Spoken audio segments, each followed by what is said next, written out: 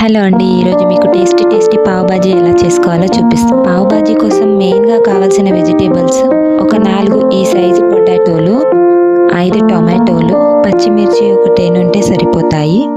మహారాష్ట్రలో వీటిని మటర్ అంటారు.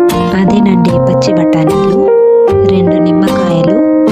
ఈ పచ్చి బఠానీలు నానబెట్టినవి అయినప్పటికీ వీటిని మాత్రమే ముందుగా కుక్కర్లో వేసుకొని ఒక 5 విజిల్స్ వచ్చే వరకు ఉడకబెట్టుకోవాలి. ఎందుకంటే పొటాటో కాలీఫ్లవర్ ఉడికినంత తొందరగా ఈ బఠానీలు ఉడకవు. అందుకే వీటిని ముందుగా ఒక 3-4 విజిల్స్ వచ్చే వరకు కుక్కర్లో వేసి ఉడకబెట్టుకొని అండ్ కాలీఫ్లవర్ కూడా చిన్న చిన్న ముక్కలుగా కట్ చేసుకొని పెట్టుకోవాలి. ఇవి ఉడికేసరికి పొటాటోస్ పొట్టు తీసుకొని చిన్న చిన్న ముక్కలుగా కట్ చేసుకోవాలి. ఈ బఠానీలు ఒక 4 విజిల్స్ వచ్చిన తర్వాత తీసి పక్కన పెట్టుకుని వాటర్ తీసి కుక్కర్లో పొట్టు తీసి కట్ చేసుకొని అలాగే మనం ముందుగానే కట్ చేసి పెట్టుకున్న కాలీఫ్లవర్స్ ముక్కలు కూడా వేసుకొని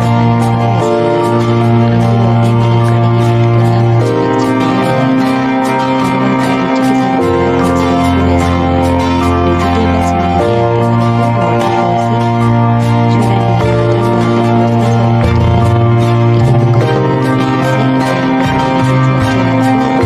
ఉడకబెట్టుకోవాలి. ఈలోపు 5 టమాటోలు మిక్సీ పేస్ట్ చేసి పెట్టుకోవాలి. చూడండి, నేను ఒక 8 విజిల్స్ వరకు పెట్టాను. వెజిటేబుల్స్ చాలా మెత్తగా ఉడకాలి. ఇక ఆ వెజిటేబుల్స్ని మీడియం తీసుకోవాలి, స్పూన్తో లేకపోతే బాగుంటే దాంతో మెత్తగా రుబ్బుకోవాలి. కొద్ది కొద్దిగా వాటర్ వేస్తూ రుబ్బుకోవాలి. చూడండి ఎంత మెత్తగా ఉడికిపోయాయో. ఇది చక్కగా ఇలా పేస్ట్ లాగా వచ్చేస్తుంది. ఇలా మొత్తం ఈవెన్గా చక్కగా రుబ్బుకున్న తర్వాత దీనిని పక్కన పెట్టుకోవాలి. ఇప్పుడు ఇక ఒక బౌల్ పెట్టి అందులో ఆయిల్ పోసుకొని ఆయిల్ వేడెక్కాక తాలింపుకు 1 టీ స్పూన్ ఆవాలు వేసుకొని అలాగే కొద్దిగా జీలకర్ర వేయాలి.